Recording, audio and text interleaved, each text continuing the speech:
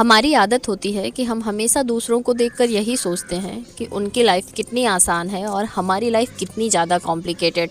पर हम ये नहीं सोच पाते कि जिनसे हम अपने जीवन की तुलना कर रहे हैं उनकी लाइफ हम बाहर से देख पा रहे हैं। बाहर से हमें ऐसा लग रहा है कि उनकी लाइफ बहुत ज़्यादा आसान है और अंदर से उनके अंदर क्या चल रहा है ये हम नहीं देख पाते। और बस बाहर से देखकर हमें ऐसा लगने लगता है कि शायद उनकी लाइफ कितनी ज़्यादा अच्छी है और हमारी लाइफ में तो ये प्रॉब्लम है, वो प्रॉब्लम है, और बस हम यही सब सोचकर कोसते रहते हैं। इस दुनिया में ऐसा कोई इंसान नहीं है जिसके पास समस्याएं ना हो। ऐसा कोई व्यक्ति बना ही नहीं है इस धरती पर जिसे किसी चीज़ की कमी ना हो। जिसके पास सब कुछ है वो भी किसी न किसी चीज़ के लिए परेशान ही है। हमें बहुत दूर जाने की ज़रूरत नहीं है। अगर हम ये चीज़ का एनालाइज करना चाहते हैं तो हम अपने आसपास के परिवेश में भी देख सकते हैं कि हम ऐसे भी हैं कि कुछ लोगों से ऊपर हैं, पर हम ऐसे बहुत से लोगों से नीचे हैं जो हमारे ऊपर हैं। जब हम अपने से ऊपर वाले व्यक्ति को देखते हैं तब हम बहुत ज़्यादा दुखी हो जाते हैं, अपना मन दुखी कर लेते हैं कि सामने वाले के पास ये है, वो बहुत खुश है, उसकी ज़िंदगी कितनी अच्छी चल रही है। पर हम अपने से नीचे वालों को देखकर ये कभी नहीं सोच पाते कि शायद हमारी लाइफ में भी जो कुछ भी है वो औरों के पास नहीं है। कबीर दास जी का बहुत ही प्रसिद्ध दोहा है कि गोधन गजधन बाज धन और रतन धन खान, जब आवे संतोष धन सब धन धूरी समान।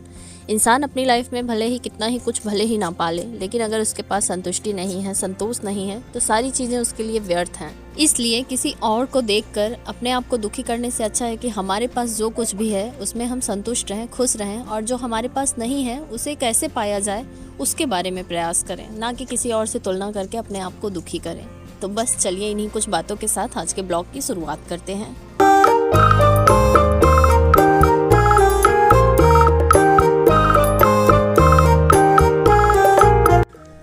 Hello good morning to all of you. Welcome back to my channel Stree dream. कैसे हैं आप सभी? उम्मीद करती हूँ कि आप सभी बहुत ही अच्छे होंगे, खुश होंगे, स्वस्थ होंगे, और आप लोगों की दुआओं से मैं भी बिल्कुल ठीक हूँ।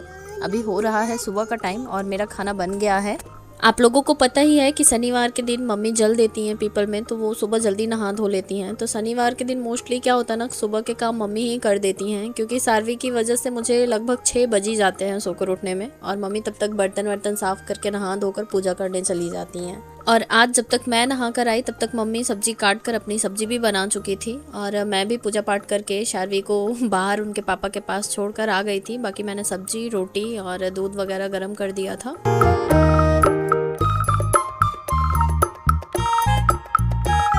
खाना बना लेने के बाद जैसे मेरे हस्बैंड इंतज़ार कर रहे थे कि मैं कब फ्री हूँ और तुरंत सार्वी को वो मुझे दे दें। सार्वी ने उन्हें बहुत ज़्यादा थका दिया था। फिलहाल मैंने सार्वी की मालिश करके उन्हें सुला दिया था और बैठ गई थी पढ़ाई करने के लिए। कल भैया आ गए थे तो पूरा दिन का टाइम उधर ही चला गया था। शाम के टाइम फ्री तो हो गई थी मैं, पर मैं बहुत ज़्यादा थक गई थी, इसलिए मैं पढ़ाई नहीं कर पाई। और क्या हुआ था ना, शाम को मैंने खाना भी बहुत लेट बनाया था। दिन की दाल बची हुई थी, क्योंकि दाल कोई खाया ही नहीं था, छोले भटूरे बना दिए थे, तो रात में मैंने बहुत लेट चावल बनाया और सभी ने दाल चावल खाया।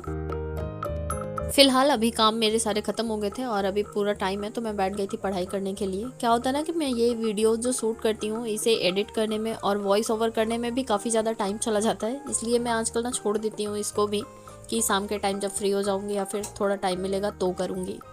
आजकल मैं इंडियन ज्योग्राफी पढ़ रही हूँ, और ये मैं आप लोगों को स्टार्टिंग में जब वीडियो बनाना शुरू की थी तभी बताई थी कि अपनी पाठशाला अंकित अवस्थी सर का ऐप है, वहाँ से मैंने जीएस फाउंडेशन का बैच परचेज किया है, वहीं से पढ़ रही हूँ। वैसे ये बैच मैंने अप्रैल में ही परचेज किया था, पर मैं उतना सीरियस पढ़ाई नहीं कर रही थी। पूरा मेरा बैच मतलब ख़राब हो चुका है, अभी 3-4 महीने बाकी हैं।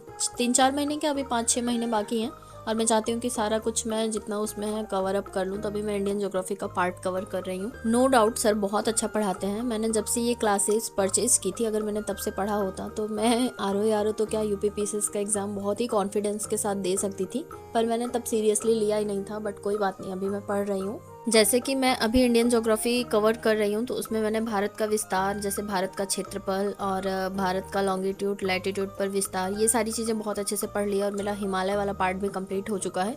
अभी मैं भारत के मैदान पढ़ रही हूँ। अभी मैं बहुत ज़्यादा लोगों से तो नहीं जुड़ी हूँ यूट्यूब पर कुछ लोगों के ऐसे कमेंट्स आए हैं कि ससुराल में रहकर पढ़ाई करना बहुत ज़्यादा मुश्किल होता है। मेरे लिए भी बहुत ज़्यादा मुश्किल है, और जब हमारे पास बेबी होता है तो मोस्टली हमें किसी न किसी की हेल्प की हमेशा ज़रूरत फील होती है, पर अगर कोई नहीं करेगा तो फिर हम क्या कर सकते हैं? या तो हम उसके साथ उलझ कर अपना टाइम वेस्ट करें या फिर अपनी चीज़ों को मैनेज करके अपने लिए भी टाइम निकालें और अपने सपनों को पूरा करें। जब हम अपनी जिम्मेदारियों से और कामों से पीछा नहीं छुड़ा सकते हैं तो हम अपने सपनों का पीछा कैसे छोड़ सकते हैं? अपनी अलमारी खोलिएगा, जहाँ कहीं भी आप लोगों ने अपने सर्टिफिकेट्स रखे होंगे उनको खोल कर देखिएगा और अपने आप से पूछिएगा कि क्या इसीलिए ये सारी चीज़ों को कलेक्ट किया था अलमारी में रखने के लिए। अगर आप लोगों ने भी मेरी तरह कभी सपने देखे होंगे जीवन में कुछ करने का, कुछ बनने का, और बहुत ही बुरी सी बुरी परिस्थितियों में रहकर पढ़ाई की होगी और ये सब सर्टिफिकेट कलेक्ट करके रखा होगा, उसको आप देखेंगे ना तो सच बता रही हूँ अंदर से ना आग लग जाएगी। मैं सिर्फ 8 साल की थी जब मेरे मम्मी और पापा 6 महीने के अंतराल पर दोनों गुजर गए थे एक ही साल में। और मैंने बहुत से बुरे दिन देखे अपनी लाइफ में और मुझे पता नहीं क्यों बहुत तकलीफ़ होती है अपने सर्टिफिकेट देखकर कि मैं अपने जीवन में कुछ कर नहीं पाई। और आगे भी अभी कितना समय लगेगा मुझे कुछ नहीं पता है, मैं कुछ बनूंगी भी या नहीं ये भी मुझे नहीं पता है, पर मैं फिर भी लगी हूँ।